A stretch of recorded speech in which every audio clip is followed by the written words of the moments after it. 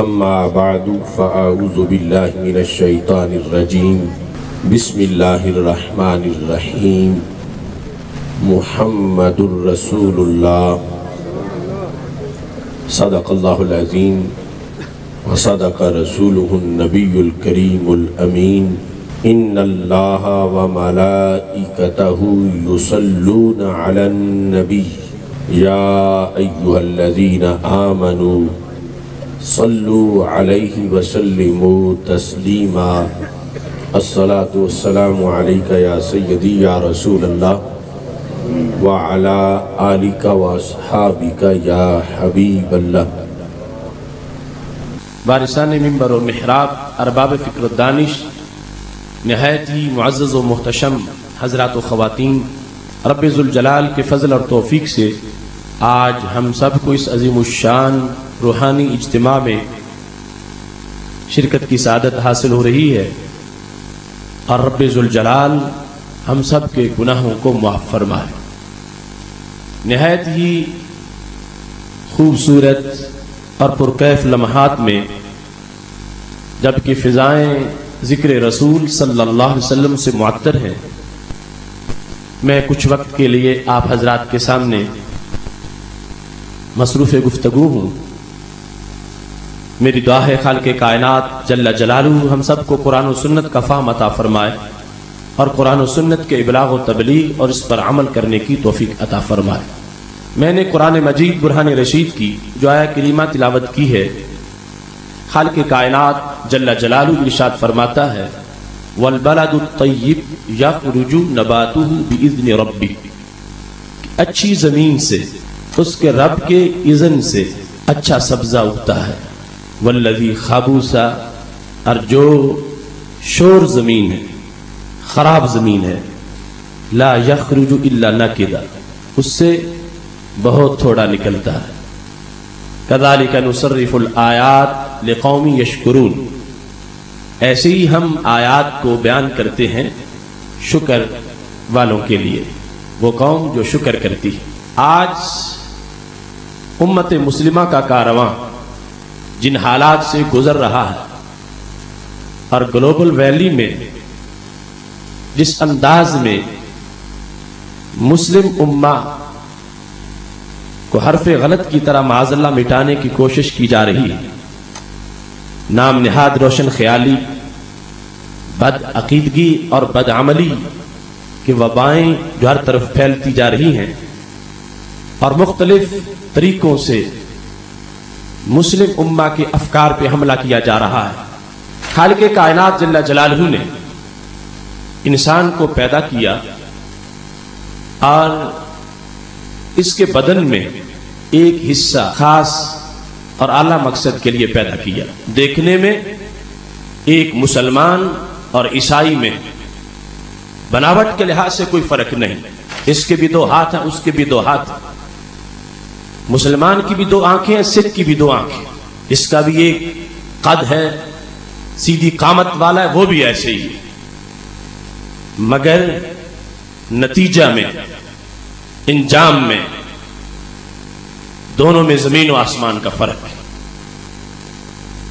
آج ظاہر پر لوگوں کو متوجہ کر کے ہمارے دشمن ایمان والوں کو یہ باور کرانا چاہتے ہیں کہ تم ہماری چمک میں گم ہو جاؤ اور اپنی ایمانی چمک کو چھوڑ کر یہ دنیاوی چمک کا کلمہ پڑھنا شروع کر دو، جبکہ دوسری طرف اہل حق کا یہ نعرہ ہے ماہ مدینہ اپنی تجلی عطا کرے، یہ ڈھلتی چاندنی تو پہر دوپہر کی ہے۔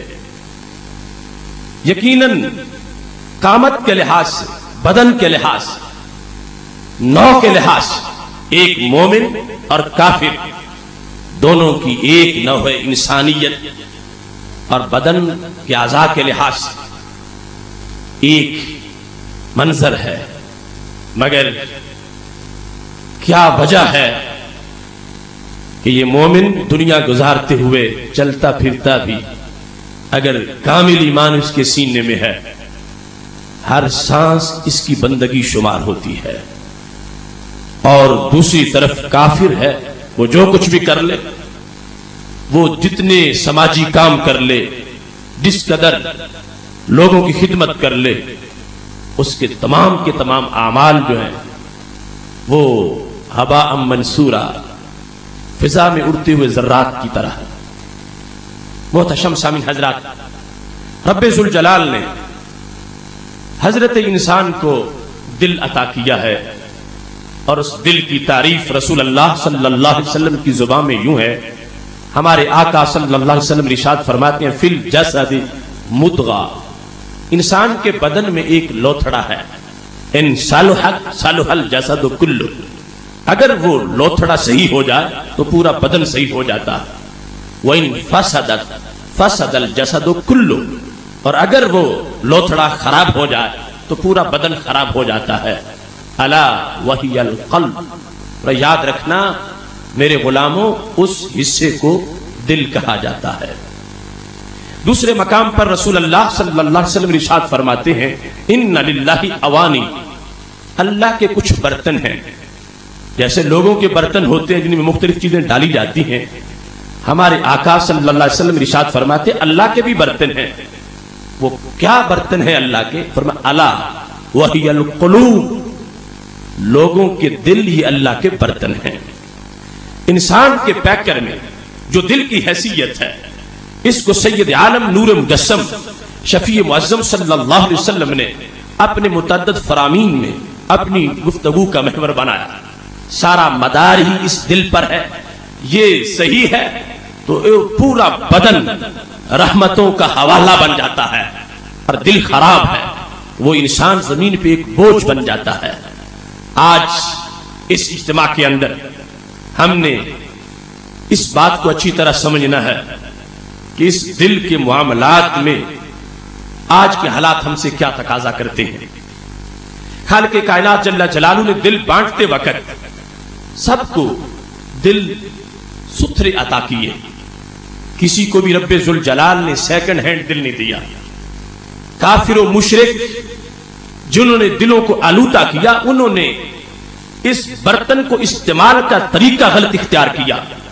رب ذوالجلال نے پہلے دن کسی کو داغدار دل نہیں دیا، رب ذوالجلال نے پہلے دن کسی کو دھندلا دل نہیں دیا، خالق کائنات جل جلالہ نے کسی کو پہلے دن آلودہ دل نہیں دیا، رب ذوالجلال نے تو ہر ایک کو چمکدار دل عطا کیا ہے۔ ہمارے آقا صلی اللہ علیہ وسلم ارشاد فرماتے ہیں کل مولود یولد علی الفطرہ ابواہ یحودانی او ینصرانی او یمجسانی، رب ذوالجلال ہر بچے کو فطرت پہ پیدا کرتا ہے، اگرچہ وہ بادشاہ کے کاشانے میں پیدا ہو یا فقیر کی کٹیا میں پیدا ہو، خالق کائنات جل جلالہ اچھا اور استعداد والا دل سب کو عطا کرتا ہے۔ آگے فرق استعمال کا ہے۔ اس مثال سے ایک لمبی چوڑی بحث کو آپ سمجھ سکتے ہیں کہ کافر کا بھی دل ہے، مومن کا بھی دل ہے، منافق کا بھی دل ہے۔ کافر اپنے دل کو کیسے استعمال کرتا ہے؟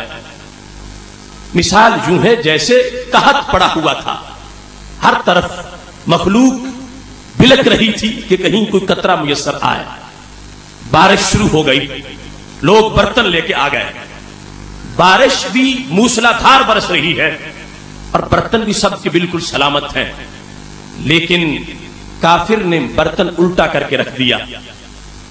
اب جس نے برتن الٹا رکھا ہے، بارش کے موسلا دھار برسنے کے باوجود اس برتن میں ایک قطرہ بھی محفوظ نہیں ہوگا، حالانکہ برتن بالکل صحیح ہے، بارش میں بھی کوئی کمی نہیں اور بارش موسلا دھار برسی ہے۔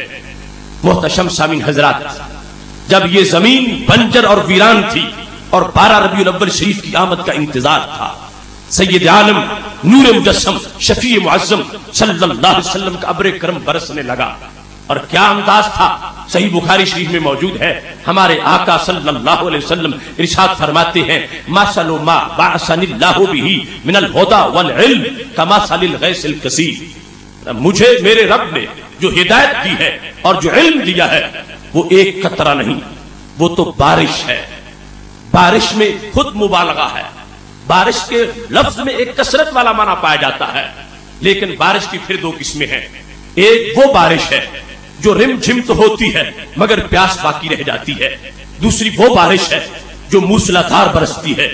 تو ہمارے آقا صلی اللہ علیہ وسلم ارشاد فرماتے ہیں میری امت جب تم نے میری ہدایت کو بیان کرنا ہو, میری نوازشات کو بیان کرنا ہو یا میرے علوم کو بیان کرنا ہو, قطرے کا لفظ مت بولنا.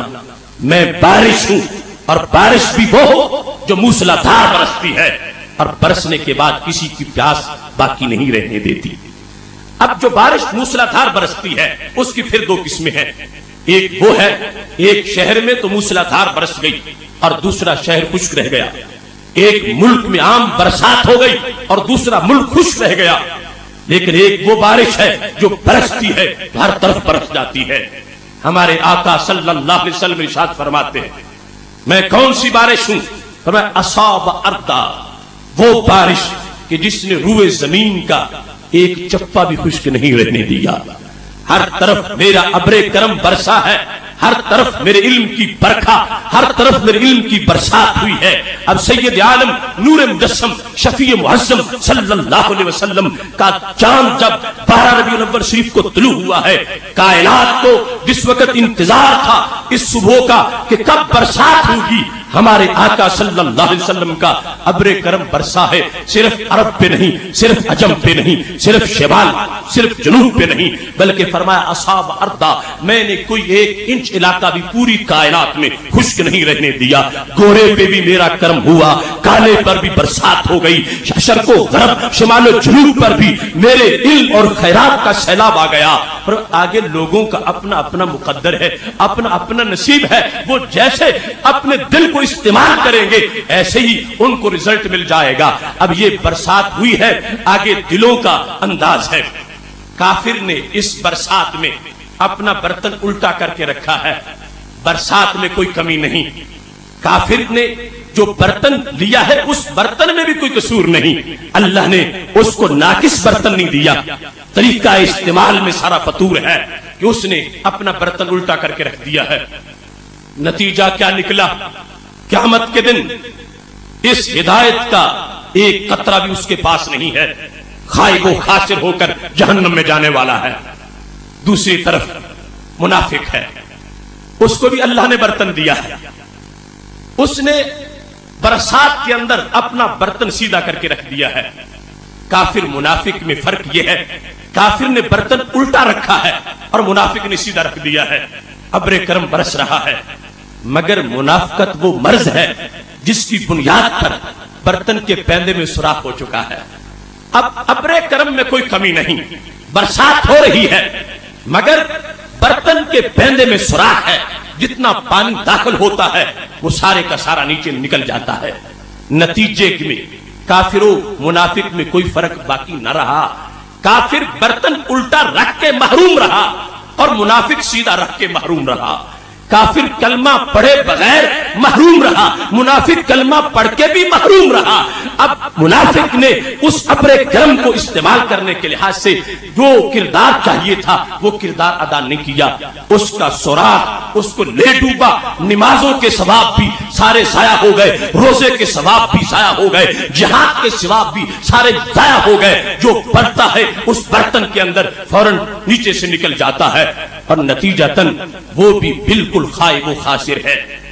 تیسرے نمبر پر اے مومن تیرا کمال ہے, تجھے رب ذوالجلال نے برتن بھی دیا ہے, برتن کو استعمال کرنے کا طریقہ بھی دیا ہے اور برتن کی حفاظت پر صحیح عقیدہ بھی عطا کیا ہے.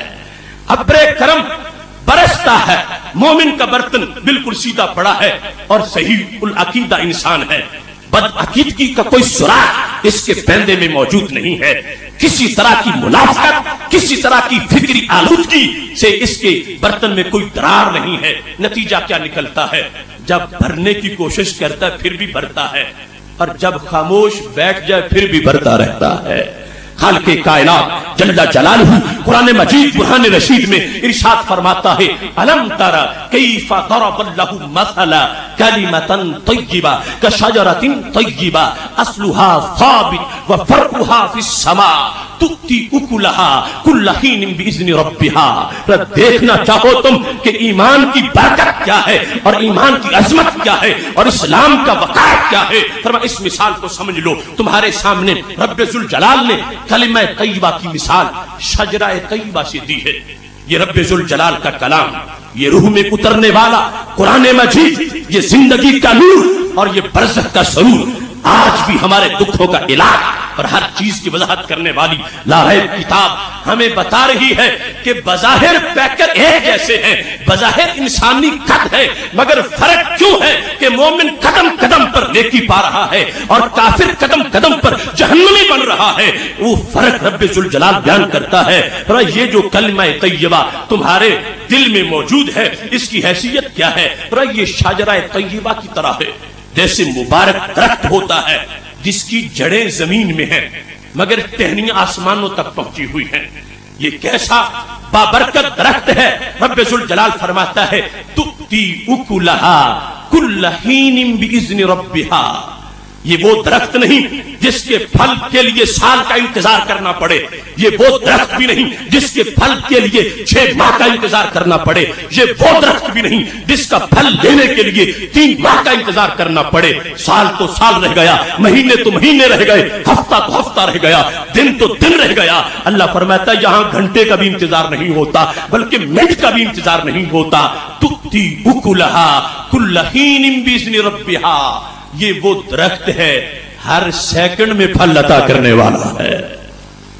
मोमिन के ईमान की हैसियत, क्यों ललचाई निगाहों से मोमिन देखे किसी की चमक को, जिसके पल्ले कुछ ना हो वो औरों को देखता फिरे, और जिसके पास इतनी बड़ी दौलत है कि जिसका अमेरिका जैसी करोड़ हुकूमतें मिल जाए, एक गरीब मोमिन के ईमान के एक शोबे की कीमत अदा नहीं कर सकती।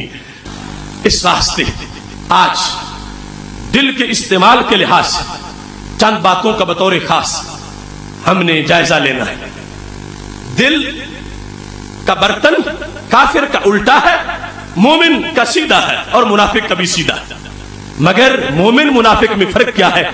मोमिन के बर्तन के पैंदे में सुराख नहीं है और काफिर के बर्तन के पैंदे में सुराख। भूल न जाना सूना जंगल, रात अंधेरी छाई बदली काली है, सोने वालों जागते रहना चोरों की रखवाली है।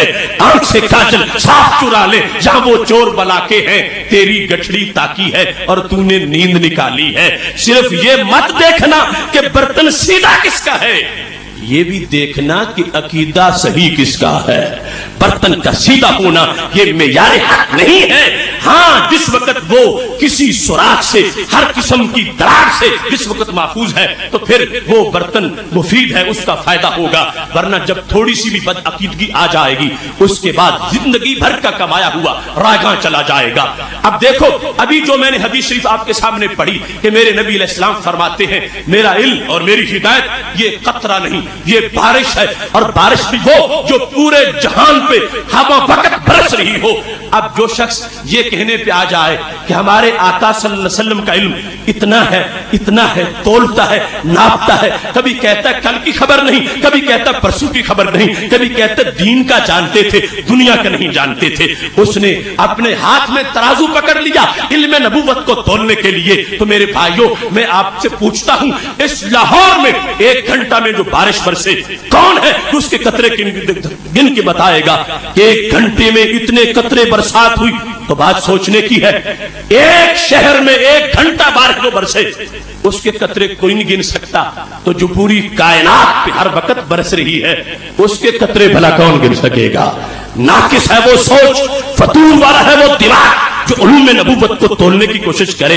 हमारे आका सल्लल्लाहु अलैहि वसल्लम तो बता रहे हैं कि मैं बारिश हूं और मूसलाधार बरसने वाली बारिश हूं, और पूरी कायनात पर हम वक्त हर चप्पे کو سیراب کرنے والی بارش ہوں. لہذا یہ عقیدہ کہ ان کا علم ہمارے تولنے ناپنے سے کہیں زیادہ ہے، اس بنیاد پر آگے برکت ملے گی. جہاں سے لینا ہو وہاں تو منگتا بھی یہ کہتا ہے کہ تمہارے پاس بہت کچھ ہے، ہمیں بھی کچھ عطا کر دو. وہ کتنا بے وقوف منگتا سوالی ہوگا جو کہ تمہارے پلے تو کچھ نہیں ہے اور مجھے کچھ عطا کر دو.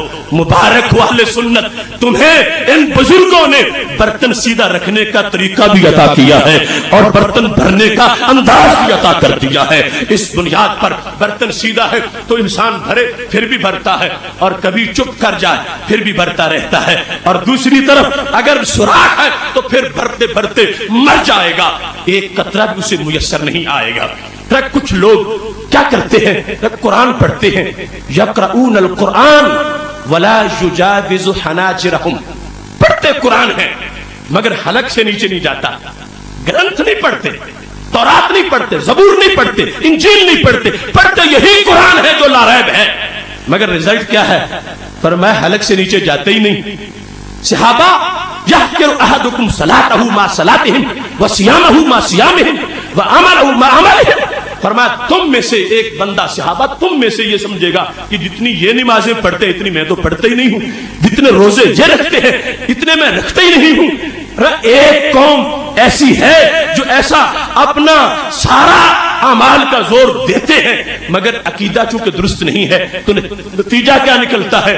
فرمایا یمرکون من الدین کما یمرک السہم من الرمیہ. جب موت آتی ہے تو پلے ایک نیکی بھی نہیں ہوتی. کیوں؟ پیندے میں سوراخ تھا، نمازیں بہہ کے نکل گئی، روزے بہہ کے نکل گئے، سارے ثواب نکل گئے. برتن میں سوراخ تھا، بھرنے کا جو بھرنے کی فکر ہے اس سے پہلے برتن تو محفوظ کرنا چاہیے، اس کے بعد بھرنے کی فکر میں لگے رہنا چاہیے. ایک وہ تلاوت قرآن ہے جو حلق سے نیچے نہیں جاتی، اور دوسری وہ ہے جو خون اور ہڈیوں میں شامل ہو جاتی ہے. اس بنیاد پر آج یہ ہمارے لیے بڑا لازم ہے. جس شخص کا 1 گھنٹہ ضائع ہو جائے اسے بھی فکر ہوتی ہے کہ میرا 1 گھنٹہ ضائع ہو گیا، اور جس کے 80 سال ضائع ہو جائے، 90 سال ضائع ہو جائے، اس کو کتنا افسوس ہوگا. اس بڑے مجمع میں یہ مثال دے کر قرآن و سنت کی جو تعلیمات ہے تمہارے سامنے ایک وکیل کی حیثیت سے بیان کر رہا ہوں. اگر آج کوئی شخص اپنے عقیدہ کے لحاظ سے اپنی حفاظت نہیں کرتا تو اسے کل نقصان اٹھانا پڑے گا، ندامت ہوگی، افسوس ہوگا. اور اگر آج اس نے برتن سیدھا رکھا ہوا ہے اور صحت عقیدہ کے ساتھ موجود ہے، وہ شان الوہیت کے بارے میں کسی طرح نازیبا نہیں سوچتا، ناموس رسالت کے لحاظ سے سینے میں کوئی بغض نہیں ہے، وہ شان صحابہ اور شان اہل بیت رضوان اللہ مجمعین کے لحاظ سے اس کا سینہ بالکل واضح، تازہ اور ستھرا ہے. نام نہاد روشن خیالوں کے بنائے ہوئے سارے نظریات کے مقابلے میں وہ بالکل مکی مدنی سوچ پر موجود ہے. وہ ہڑپا اور منجو دھاڑو کی تہذیبوں کے لحاظ سے اپنی کسی فکری آلودگی کا مرتکب نہیں ہے، بلکہ وہ مکہ کی مقدس وہ جو تہذیب ہے اس کا آگے نور پھیلانے والا ہے. تو پھر خیر ہی خیر ہے. اور اگر کسی بد عقیدگی کا شکار ہو گیا تو پھر برتن کبھی بھی نہیں بھر سکے گا، برتن خالی رہے گا. میں کوئی مجنو لیلا کی داستانی بیان کر رہا، صحیح بخاری شریف میں متعدد بار جو بات آئی ہے وہ تمہارے سامنے میں نے بیان کی. اور کس قوم کے بارے میں یہ کہا تھا ہمارے نبی علیہ السلام نے؟ جب ذوالخویسرہ نامی انسان رسول اللہ صلی اللہ علیہ وسلم کی خدمت میں حاضر ہوا تو اس نے آ کے کیا کہا؟ ہمارے نبی علیہ السلام مال غنیمت تقسیم کر رہے تھے، کہتے اعدل یا محمد صلی اللہ علیہ وسلم، اللہ کے نبی عدل کرو. دوسری یہ روایت ہے اتق اللہ، رب سے ڈرو. اب بظاہر عدل کا مشورہ دینا یا عدل کی نصیحت کرنا کتنا اچھا کام ہے، اور کہنا متقی بن جاؤ یہ بڑی اچھی بات ہے. مگر وہاں حضرت عمر رضی اللہ تعالیٰ عنہ نے تلوار نکال لی، محبوب میں اس گستاخ کا سر اتارنا چاہتا ہوں. دوسری روایت میں حضرت خالد بن ولید رضی اللہ تعالیٰ عنہ نے تلوار نکال لی کہ میں اس کا سر اتارنا چاہتا ہوں. یہ اچھا جملہ گستاخی کیسے بن گیا کہ اس بدبخت کو یہ پتا نہیں تھا کہ میں تبلیغ کہاں کر رہا. ایک طبقہ شروع سے ایسا ہے کہ جس کو تبلیغ کا جنون ہے مگر یہ پتہ نہیں تبلیغ کرنی کہاں ہے. وہ جنہوں نے اپنی رضائی ماں حضرت حلیمہ سعدیہ رضی اللہ تعالی عنہا کا دودھ پیتے وقت بھی بھائی کا حصہ چھوڑا تھا، انہیں کہنا کہ عدل کرو یہ تبلیغ نہیں یہ توہین ہے. یہ شروع سے ایسا طبقہ موجود تھا. اب میرے نبی علیہ السلام کو وہ شخص اپنے گلابی تقویٰ کی بنیاد پر متقی بننے کی دعوت دے رہا ہے. حضرت عمر نے تلوار نکال لی تو ہمارے آقا صلی اللہ علیہ وسلم نے فرمایا عمر یہ میری امت کی آزمائش ہے, اسے چھوڑ دو. اس کی نسل سے ایک قوم نکلے گی یقرؤون القرآن ولا یجاوز حناجرہم, قرآن پڑھیں گے حلق سے نیچے نہیں اترے گا, نماز روزے کا واویلا بڑا کریں گے مگر یمرقون من الدین کما یمرق السام من الرمیہ, دین سے یوں کورے ہوں گے. کیسے مثال دی فرمایا جیسے شکار کو تیر لگتا ہے, تھوڑا سا ٹچ نہیں کرتا اندر گھس جاتا ہے, پورا اندر گھس کے باہر نکلتا ہے, اس پر شکار کی کوئی چیز بھی نہیں ہوتی, نہ گوشت ہوتا ہے, نہ کوئی پٹھا ہوتا ہے, نہ کوئی اور چیز ہوتی ہے. ایسے ہی ایسا طبقہ جو اس کی نسل سے نکلے گا ساری زندگی عمل کا واویلا کرتے رہیں گے لیکن مرتے وقت ایک قطرہ بھی موجود نہیں ہوگا, بالکل سب سے محروم ہو چکے ہوں گے. اب یہ وہ انداز ہے جو ہمارے نبی علیہ السلام نے سکھا دیا. اگر پیندے میں سوراخ ہے تو پھر کچھ بھی نہیں ہے, اور اگر پیندہ صحیح ہے پھر انسان جب بھر رہا ہے تو بھر رہا ہے, اگر وقت پہ ضرورت کے پیش نظر سو جائے پھر بھی بھرتا رہتا ہے. تھڑے تھڑے پہ مجتہد بیٹھے ہیں بہت سے ایسے جو دین کو مشورہ دینے کی کوشش کرتے ہیں. کئی ٹی وی چینلوں کے نام نہاد سکالر اور دانشور وہ اپنی آلودہ فکر اپنی عقلی کمزوری میں لپیٹ کر امت کے سپرد کرنے کی کوشش کرتے ہیں. یاد رکھنا ہم نے کلمہ عقل کا نہیں پڑھا, ہم نے کلمہ حضرت محمد مصطفیٰ صلی اللہ علیہ وسلم کا پڑھا ہے. اس واسطے آج کا یہ فطور جو نام نہاد روشن خیالی کی شکل میں آ گیا ہے اور گمراہ ڈاکٹر, گمراہ پروفیسر اور گمراہ دانشور جو قوم کو لوٹنے کے لیے اس قسم کی آلودہ افکار کو لوگوں میں پھیلا رہے ہیں, ان سے بچنے کی ضرورت ہے, ورنہ پھر بھی درار آ جائے گی اس پیالے کے اندر جنہوں نے اپنی رائے کو ایمان بنا کر, اپنی رائے کو نبوت کا درجہ دے کر لوگوں کے سامنے پیش کر رکھا ہے. ٹھیک ہے حدیث میں یہ آ گیا مگر میری سوچ یہ کہتی ہے, میں یہ کہتا ہوں میرے نزدیک یہ ہے, نہیں کوئی کسی کا نزدیک کیسے ہوگا جب رسول اللہ صلی اللہ علیہ وسلم نے واضح فرما دیا ہے. اس کے آتے ہوئے عقل کو سر تسلیم خم کرنا پڑے گا. آج کا مومن, آج کا بعض ینگ جنریشن کا طبقہ وہ کہتے ہیں ہم داڑھی کیوں رکھیں, یہ اس میں یہ چیز ہے وہ چیز ہے, یہ پسند نہیں, یہ بوجھ ہے.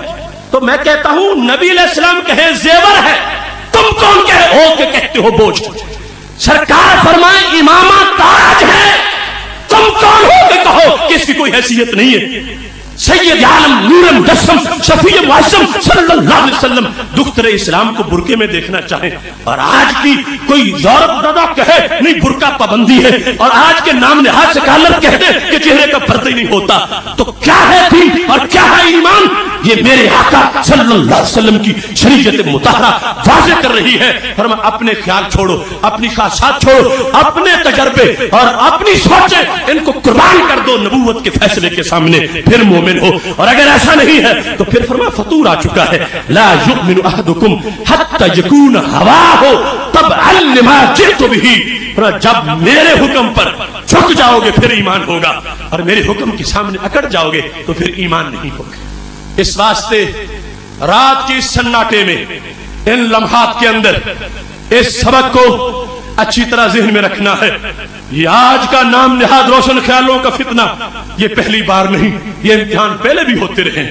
اکبر جیسے نامراد بھی ایسی روشن خیالی لائے تھے, مگر مسلح کے ایک صوفی نے جن کو مجدد الفیسانی کہا جاتا ہے تخت شاہی کو لرزہ براندام کر دیا, اور اپنی فکر سے اپنے قلم کے نور سے انہوں نے حکمران کا دل بدل کے رکھ دیا. اکبر کے بعد وہ جہانگیر کے سینے پر ان کا فیض پہنچا, انہوں نے دھماکے نہیں کیے, انہوں نے خود کش حملے نہیں کیے, انہوں نے کعبے سے مقدس جو خون تھا وہ گلیوں بازاروں میں وہ رائے گاہ نہیں کیا, انہوں نے اپنی روحانیت کے زور پر اور نبوت کی تعلیمات کو سامنے رکھ کر اپنے سینے کا جو انداز تھا, جرأت و استقامت کے ساتھ گھاٹے میں چھپ کے نہیں برسر میدان آ کر انہوں نے حق بات کی. جب اکبر کے دربار کے بعد جہانگیر کے دربار میں ان کو جھکانے کی کوشش کی جا رہی تھی, حضرت مجدد الفسانی کی ناک سے خون بہ نکلا, اتنا دبایا جا رہا تھا, مگر فرمانے لگے ایک ہے کعبہ میرا اور ایک ہی مسجود ہے, ہر جگہ موضوع نہیں ہے سر جھکانے کے لیے. آج پھر اس وقت ہمارے سامنے ایسے محاذ کھلے ہوئے ہیں اور ان پر ہر طرف سے ہم پہ فائرنگ ہو رہی ہے. برباد گلستان کرنے کو بس ایک ہی الو کافی ہے, ہر شاخ کی الو بیٹھا ہو, انجام گلستان کیا ہوگا؟ ہر طرف سے ملت پہ حملے ہو رہے ہیں, ہر طرف سے لوٹا جا رہا ہے. اس واسطے میں غنیمت سمجھتا ہوں اس اجتماع کو, اور میں خراج تحسین پیش کرتا ہوں ان جوان جذبوں کو جنہوں نے حالات کی ناہمواری کو خاطر میں نہ لاتے ہوئے اس بہت بڑے اجتماع کا انعقاد کیا ہے. اور میں یہ سمجھتا ہوں ان بدبختوں تک یہ پیغام پہنچنا چاہیے جو کسی جہل کے اس کردار کو یوٹیوب پر پیش کر کے جہاں کوئی بوری والی سرکار کی دھمالیں دکھائی جا رہی ہیں, میں کہتا ہوں اہل سنت کا ایسے تماشا بینوں سے اور تماشائیوں سے کوئی تعلق نہیں ہے. دھمالیں اہل سنت نہیں, بول دھمک کے اہل سنت نہیں. قبروں کے طواف وہ جاہل رافضی کرتا ہے, قبروں کے گرد سجدہ جاہل رافضی کرتا ہے. سنی وہ ہے جو اللہ کی توحید اور اپنے نبی علیہ السلام کی رسالت کی عقیدے پر ہر وقت پہرا دینے والا ہے. اس واسطے کوئی بدبخت ان جاہلوں کا عمل پیش کر کے اسے ہم پہ نہ تھوپے. ہم خود اپنا مسلک جانتے ہیں. ارے سلسلہ میں ادارہ صراط مستقیم نے ایک اذان دی ہے.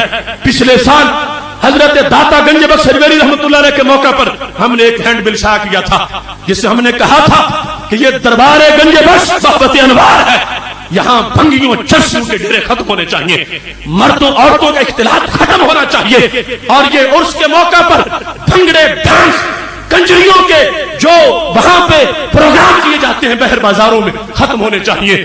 ہم نے اس لو اور تپش کے اندر چھولے ہاتھ میں پکڑے ہیں. میں خراج تحسین پیش کرتا ہوں ان مشائخ کو جنہوں نے ہمارا ساتھ دیا ہے, اور بہت سے ایسے بھی ہیں کہ جنہیں ابھی مطلب سمجھ نہیں آ رہا, لیکن انشاءاللہ یہ عزم ہے اور بہت فرق آپ دیکھ رہے ہوں گے وہاں پہ آ چکا ہے. یہ ہمارے آستانے ہیں, ہم کسی بدبخت کو یہاں اپنی من مانی نہیں کرنے دیں گے. یہ آستانے شریعت کے گہوارے ہیں, یہاں وہ انداز ہوگا جو انداز ہمارے نبی علیہ السلام نے ہمیں عطا فرمایا ہے. اس سلسلہ میں ایک تحریک توحید نامی نام نہاد تنظیم نے ہمارے ہینڈ بل کو غلط آگے شائع کرنے کی کوشش کی اور اپنا مضمون لکھ کے آخر میں ہمارے مفتیان کے دستخط لکھ دیے. اگر کسی تک وہ پہنچے تو اس کو یقین ہونا چاہیے کہ اشرف آصف جلالی وہ بھی ہے کہ جو جیتے جاگتے داتا کو داتا کہنے کا انکار کر بیٹھے یا غوث کو دستگیر کہنے کا انکار کر بیٹھے. رب کعبہ کی قسم ہے, رائے حق میں جان بھی نکل گئی تو لاشا بھی داتا داتا کہتا رہے گا. اس واسطے سارے پراپوگنڈے کچل دو اپنے قدموں کے نیچے اور اس طرح کی ساری سوچ ہے ان کو مٹا دو. میں سمجھتا ہوں کہ وہ عقیدہ توحید سیمینار ان کے تابوت میں کیل بن گیا, ان کے گلے کی ہڈی بن گیا, اور وہ اب کسی نہ کسی طرح بدنام کرنے کی کوشش کر رہے ہیں. لیکن بے نشانوں کا نشان مٹتا نہیں, مٹتے مٹتے نام ہو ہی جائے گا.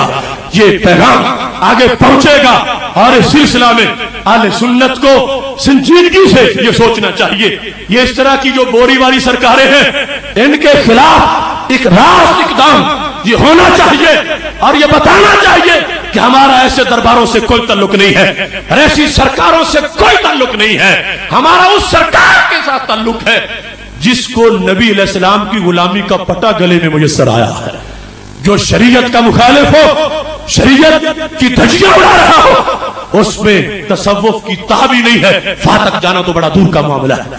اس واسطے اس اجتماع میں اس بات پر بھی بطور خاص توجہ کرنی ہے, اغیار ہیں, سنی نہیں, اغیار رافضی چرنوں میں چڑھ کے آنے والے وہ اہل سنت کو خراب کرنا چاہتے ہیں اور مزارات پر یہ چرس و بھنگوں کے دھندے کرنا چاہتے ہیں. ہم اپنے مزارات جو بزرگوں کے مزارات جو مراکز انوار ہیں اور مراکز تجلیات ہیں, ہم وہاں بھنگوں کی بو نہیں چاہتے, رحمت کی خوشبو چاہتے ہیں. اس واسطے اس اجتماع میں آنے والوں اس چیز کو بھی پیش نظر رکھنا ہے. اللہ تعالی ہم سب کا حامی و ناصر ہو. خدا کرے نہ خم ہو سر وقار وطن اور اس کے حسن کو اندیشہ ماہو سال نہ ہو.